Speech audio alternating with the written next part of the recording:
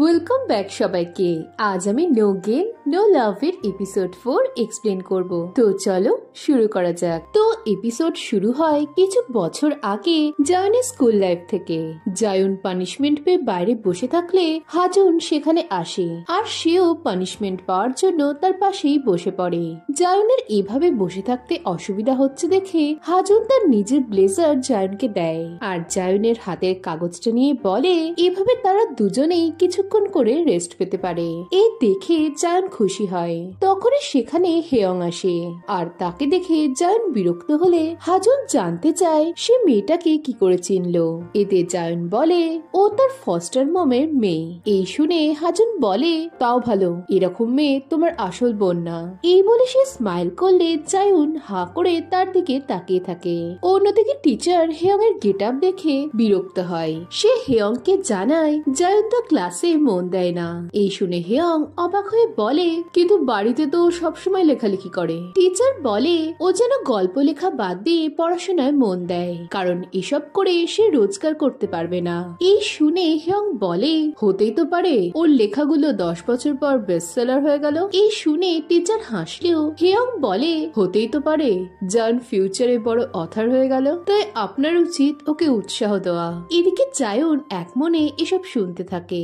এখন বর্তমানে জায়ন ও হাজুন ক্যাফেতে বসেছিল। হাজুন জেনে অবাক হয় যে ছোটবেলার সেই জায়নের দিদি আসলে আজকের ম্যানেজার হেয়ং। এরপর হাজুন জায়নের লেখার সম্পর্কে জানতে চায়। সে বলে তার কোম্পানি বাচ্চাদের বই পাবলিশ করে, তাই সে জায়নের হেল্প করতে পারবে। এতে জায়ন বোঝাতে চায় যে সে অ্যাডাল্ট স্টোরি লেখে, কিন্তু হাজুন বুঝতে পারে না। এই সময় গুহায়ন তাকে টেক্সট করলে হাজুনকে আপসেট হয়ে উঠে পড়তে হয়, কিন্তু যাওয়ার আগে সে জায়নকে তার নাম্বার দিয়ে গেলে জায়ন ভীষণ খুশি হয়। অন্যদিকে হেয়ং ও জিউক হোটেলের রুমে ছিল। জিউককে আনকমফোর্টেবল হতে দেখে হেয়ং প্রশ্ন করে সে কি প্রথমবার কোনো হোটেলে এসেছে। এতে জিউক জানায় সে তার মিলিটারি ফ্রেন্ডদের সাথে 1-2 বার মোটেলে ছিল। এদিকে জিউক কখনো কোনো মেয়ের সাথে সময় কাটায়নি বুঝে হেয়ং বলে তার উচিত জিউককে মানুষ বানানোর জন্য তার এক্সপিরিয়েন্স গুলো তার সাথে শেয়ার করা। এই শুনে জিউক বলে বিয়েতে যেটা হলো সেটা কি কাফি নয়। এখানে পাস্টের সিনে বিয়ের পর জিউক ও হেয়ংকে কিস করতে বলা হলে তারা চাপে পড়ে যায়। জিউক হেয়ং এর গালে কিস করলে সবাই তাদের আবারও প্রপার ওয়েতে কিস করতে বলে। এতে উপায় নেই দেখে জিউক তাকে কিস করতে চায়, কিন্তু তখনই হেয়ং এর মা অসুস্থ হয়ে পড়লে হেয়ং তার মাকে নিয়ে ব্যস্ত হয়ে যায়। এখন বর্তমানে হেয়ং জিউককে তার লেভেলের খেলোয়াড় না বললে জিউক তার অনেক ক্লোজ চলে আসে আর বলে সে হোটেলে প্রথম এলো এমন না যে সে কিছু জানে না। এই বলে সে হেয়ং এর দিকে এগোয়, কিন্তু হেয়ং চোখ বন্ধ করেনি দেখে অবাক হয়। এতে হেয়ং তাকে আরো ক্লোজ এনে বলে কেন তুমি কি ভাবতে যে কিস করতে গেলে চোখ বন্ধ করতে হয়। এই বলে সে জিউককে ফ্রেশ হতে বলে জানায় এরপর তাদেরকে গিফটের টাকার হিসেবে বসতে হবে। এই শুনে জিউক ওয়াশরুমে চলে গেলে হেয়ং বলে সত্যি আজ আমি সঠিক সময় কন্ট্রোল করতে পেরেছি। পরের দিনে গুহায়ন হাসপাতালে শুয়ে হাজুনকে জায়নের গল্প পড়তে দিয়ে জানায় এর রাইটার হলো বোরা আর ও অনলাইনে অনেক ফেমাস। সে বলে তুমি ভাবতে পারছো লোকে এমন গল্প লেখে, স্টোরির মেন ক্যারেক্টারের নাম আর তোমার নাম সেম হওয়াতে আরো বিরক্ত লাগছে। এদিকে এই শুনে হাজুন ভাবে গুহায়ন স্টোরিটা পড়ার সময় তাকে কল্পনা করেছে, তাই সে গুহায়নকে কোর্ট কেসের ভয় দেখায়। এতে গুহায়ন তাকে কাঁদতে কাঁদতে জানায় তার মা এসব গল্প পড়ে। এই শুনে হাজুন পুরো শকড হয়ে যায়। পরের দিনে গুহায়ন জানায় একটা থার্কি ফ্যামিলিতে জন্মেও সে অনেক ভালো, কিন্তু তাও সে স্টোরিগুলোতে অনেক হেট কমেন্ট করেছে আর এতে তার মেন্টালি ব্রেকডাউন হয়ে গেছে। হাজুন বলে তার এসব না করে মার সাথে কথা বলা উচিত ছিল। এই শুনে গুহায়ন রেগে বলে তুমি কি বলতে চাইছো আমি মাকে বলবো যে তুমি এমন অ্যাডাল্ট স্টোরি পড়ো না। এরপর গুহায়ন জায়ন প্রতিজ্ঞা করে যে সে হেড কমেন্ট লিখে লিখে রাইটারকে বরবাদ করে দেবে। অন্যদিকে হেয়ং এর হাই উঠতে থাকলে জিউক তাকে রেস্ট নিতে বলে জানায় সে তার কাজ করে দেবে। এতে হেয়ং বলে তুমি যদি আমার টাকা নিয়ে পালাও। এই শুনে জিউক বলে তুমি আমায় বিশ্বাস করো না, আবার বিয়ে করে নিলে। সে প্রশ্ন করে হেয়ং তাকে ভরসা করে না কেন। হেয়ং বলে আমার মনে হয় তুমি আমার থেকে অনেক কিছু লুকিয়ে রেখেছো। আমি তোমার নাম আর চেহারা ছাড়া কিছুই জানি না। এই শুনে জিউক জানায় সে যখন ছোট ছিল তখন তার দিদার মেয়ে বিয়ে করে কানাডা চলে যায়। এতে হেয়ং কানাডায় জিউকের মাসি আছে ভাবলেও পরে বোঝে ওটা তার মা। জিউক জানায় তার দিদা তার মেয়েকে ভালোবাসতো, তাই দিদার শেষ ইচ্ছে ছিল সে যেন নিজের পরিচয় কাউকে না দেয়।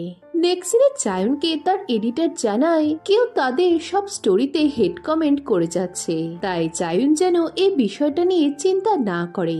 এতে জায়ন সেগুলো পড়তে শুরু করে আর এতে সে অনেক ভয় পেয়ে যায়। পরদিন এয়ারপোর্টে জিউক এক ফ্যামিলির দিকে তাকিয়ে থাকলে হেয়ং তার কাছে যায় আর জানায় সে এখন স্বাধীন। জিউক প্রশ্ন করে হেয়ং কেন তার মার সাথে ছুটি কাটাতে যাচ্ছে না। এতে হেয়ং জানায় তারা ক্লোজ নয়। এতে জিউক অবাক হয়ে বলে তুমি তোমার মার জন্য নকল বিয়ে করলে যে। হেয়ং বলে আমি মাকে ভালোবাসি যেমনটা আমি যাকে ভালোবাসি, কিন্তু সে আমাকে পছন্দ করে না সেরকম। মা সারা জীবনই আমার আগে অনাথ বাচ্চাদের কথা ভেবেছে আর তাদেরই কেয়ার করে এসেছে। এরপর সে জিউককে তার ফেক হাজবেন্ড সাজার টাকা দিতে যায়, কিন্তু জিউক সেটা নিতে চায় না। হেয়ং প্রমিস করে সে বেবির খেয়াল রাখবে আর জিউক যেন এ টাকায় কানাডার টিকিট কেটে সেখান থেকে ঘুরে আসে। এতে জিউক কানাডা যাবে না বলে চলে যেতে গেলে হেয়ং তাকে হাজবেন্ড বলে ডেকে বলে তোমার দিদার কাছে তোমার মা বেশি প্রিয় ছিল, কিন্তু আমার কাছে আমার বর আগে। তাই তোমার যেখানে যেতে ইচ্ছে করে সেখানে যাও, যা খুশি করে বেড়াও আর নিজের লাইফ নিজের মতো করে কাটাও। জিউক জানতে চায় সে তাকে বর বলে ডাকছে কেন। এতে হেয়ং মনে করায় যে তারা এখনো একটা পরিবার। এই শুনে জিউক স্মাইল করে। পরের সিনে হেয়ং একা একাই হানিমুনে যাচ্ছিল। সে তার ব্যাগে জিউকের টাকার খামটা দেখে আর সাথে একটা লেটার পায় যাতে জিউক গত রাতে বসে লিখেছিল সে খুশি হতো যদি হেয়ং তার ভালোবাসার মানুষকে বিয়ে করত। তবে হেয়ং যেহেতু নিজের খুশির জন্য এটা করেছে তাই সেও এতে খুশি।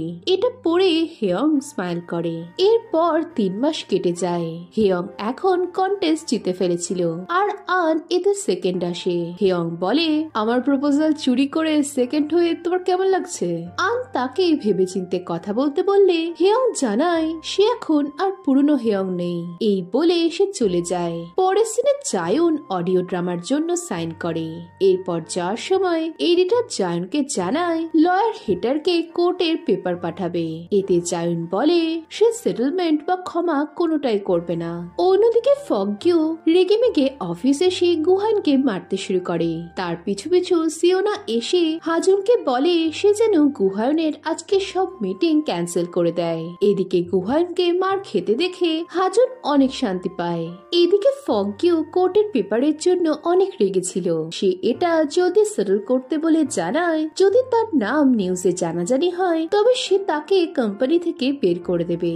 অন্যদিকে সবাই অ্যাওয়ার্ড সেরিমনির জন্য অপেক্ষা করতে থাকলে হাজুন এসে আইলিনকে গুহানের না আসতে পারার নিউজটা দেয়।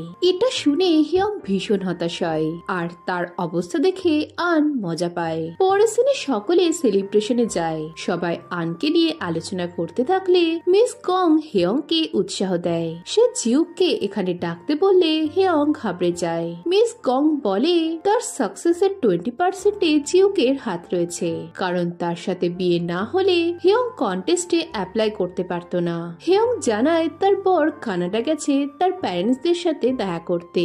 রাতে হেয়ং স্টোরে জিউককে দেখে তার কাছে গিয়ে পিঠে বাড়ি মারে, কিন্তু দেখা যায় ওটা জিউক ছিল না। হেয়ং এর মনে পড়ে যে জিউক আর এখানে জব করে না। দেখা যায় হানিমুন থেকে ফিরে হেয়ং জিউকের সাথে দেখা করতে স্টোরে এসে জানতে পারে জিউক জব ছেড়ে চলে গেছে।